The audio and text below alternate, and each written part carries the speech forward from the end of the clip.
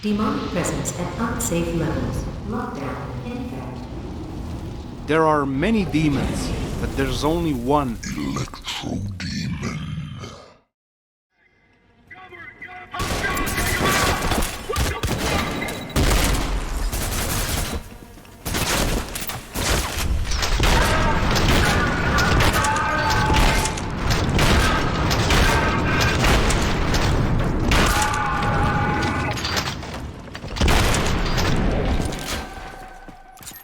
Jesus fucking Christ.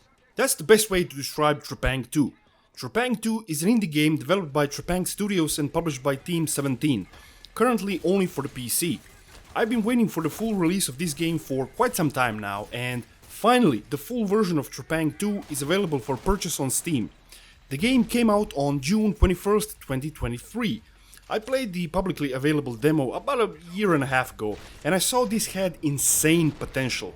So what is this game? Well, it's quite clear this game is heavily inspired by Monolith's F.E.A.R series that came out way back in mid-2000s. I'd go as far as to say that this actually feels like a spiritual successor to F.E.A.R. It's quite similar, but that's excellent because since the F.E.A.R series there wasn't a game like this on the market, and Trepang2 filled that hole that F.E.A.R left in me. This is a gun-hole style first-person shooter with plenty of slow-motion effects. It's a shame an indie studio had to make this game. The AAA industry just seems content on making mediocre games for like 10 years. But kudos to Trepang Studios, which is a small team of like 4 people. I salute you. You did more with limited budget than a AAA studio with suitcases full of cash. The story in Trepang2 is not bad, but it's particularly not a great one either. You play as Subject 106 and you're rescued from imprisonment by the Horizon Corporation by a small group known as the Syndicate. From there, you work with Syndicate to destroy Horizon, and there's even a cool plot twist at the end of the game. I honestly didn't see it coming. A few times throughout the game you'll see this message, break the cycle, and I ignored it. But at the end of the game it becomes clear what that message was. But anyway, it's a solid story, voice acting is pretty good, but we're here for the main bread and butter of this game, and that is the gameplay.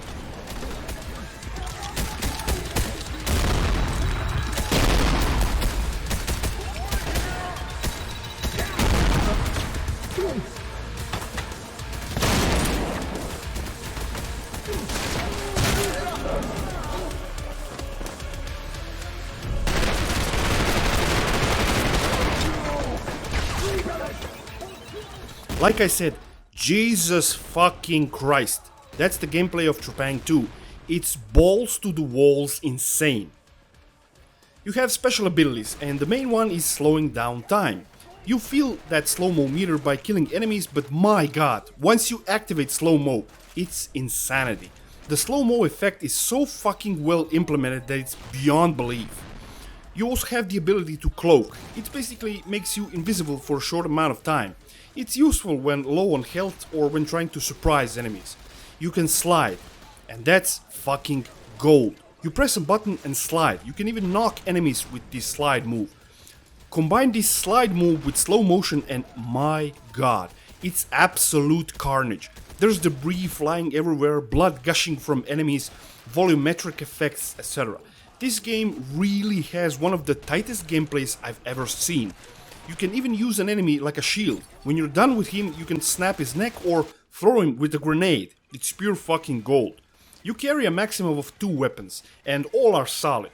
Pistol, machine gun, submachine gun, minigun, shotgun, and even a grenade launcher. But the shotgun is the absolute star of the show. It's capable of insane carnage when used correctly, and this might be the best video game shotgun ever. It's just so satisfying to use.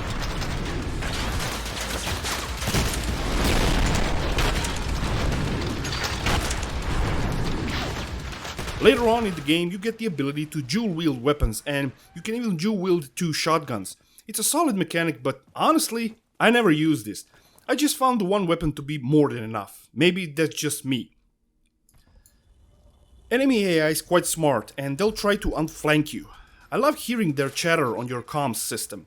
You'll be killing Horizon soldiers, bigger armored dudes, cultists, and even some monsters in the form of mutated experiments. They're all great and it's easy to get swarmed and overwhelmed. You really need to grasp the game systems in order to fully realize the combat system to its full potential. There's even boss fights and I have to say, they don't suck. They're not extremely good, but they're quite enjoyable, especially the last boss fight. That was a tough as nails battle. Trepang2 combat is just insane, it's so good and vicious. You have a select mission table and from there you select missions. There are 5 or 6 main missions and a lot of side missions. I played a few of the side missions, they're not bad and it's kind of a training for main missions. They're completely optional. If you were to stick to the main missions, the game would end in roughly around 5 hours, but with side missions it's around 8, possibly 10. The length is also very much dependent on the difficulty. The music in this game is top notch. It's created by Brandon McKagan, one of the Trepang2 developers. It's a mix of metal tracks, synthwave, atmospheric, etc. It's very similar to Doom Eternal in style. It kicks ass and it's a great addition to the game.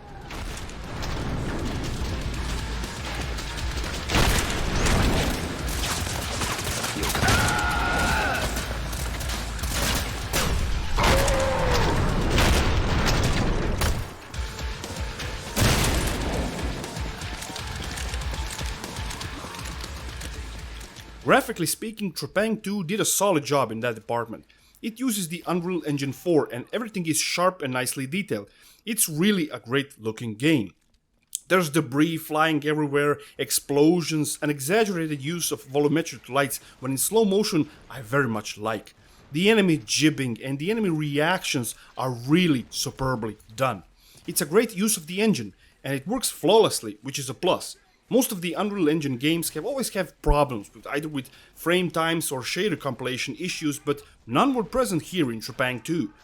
There weren't any game-breaking bugs during my playthrough. The environments are a bit static. There's a lot of debris flying everywhere, but the world itself is a bit static and some objects, well not some, most actually, are glued to the world and there's no physics applied to them.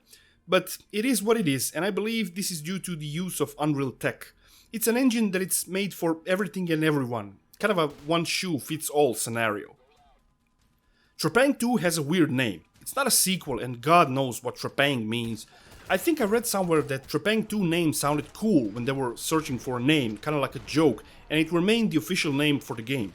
I really hope we get Trepang3 or Trepang1 if they decide to make a prequel. This is one of the best first-person shooters in years, hands down. Its balls-to-the-walls combat is insane. If you consider yourself an FPS fan, definitely give Trepang2 a try. You won't regret it. If I had to give a score to this game, I'd give it 9.7 out of 10.